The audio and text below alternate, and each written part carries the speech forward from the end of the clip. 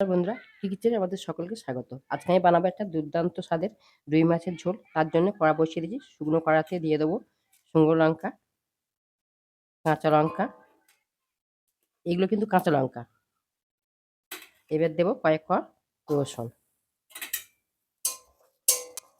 এটা অনেকটা ভাজা হয়ে গেছে। এবার দিয়ে দেবো কালো জিরে। এটা আমি ভেজে নেব। এটা আমার ভাজা হয়ে গেছে, আমি তুলে নেবো। নিয়ে সিলভারটাতে খুব ভালো করে বেটে নেবো। দেখুন, এখানে আলুটা ব্যবহার করতে পারেন, নাও করতে পারেন। বেগুনটাও তাই। আমি আলু বেগুনটা সব লম্বা করে কেটে নিয়েছি। এগুলো আমি ভেজে নেব। আর রুই মাছটা ভালো করে পরিষ্কার করে ধুয়ে নিয়েছি লবণ হলুদ দিয়ে। এটাও আমি ভেজে নেব। আচ্ছা, আলু বেগুন ভাজা গেছে, তার সঙ্গে আমি ৩ টুকরো টমেটো ভেজে রেখে দিয়েছি। কড়াতে অল্প তেল দিয়েছি, তেলটা গরম হয়ে গেছে। আমি যে মোটাটাকে ভেজে শুকনো কড়ায় ভেজে নিয়েছিলাম সেটা বেটে নিয়ে এসেছি, এর মধ্যে দিয়ে দেবো। এবার আমি এখানে দিয়ে দেবো পরিমাণ মতো হলুদ। দেখুন, অল্প একটু জল দিয়েছি, দিয়ে মোটাটা খুব ভালো করে কষিয়ে নিয়েছি, তেল ছেড়ে দিয়েছে। এবার আমি ভাজা আলুগুলো এর মধ্যে দিয়ে দেবো।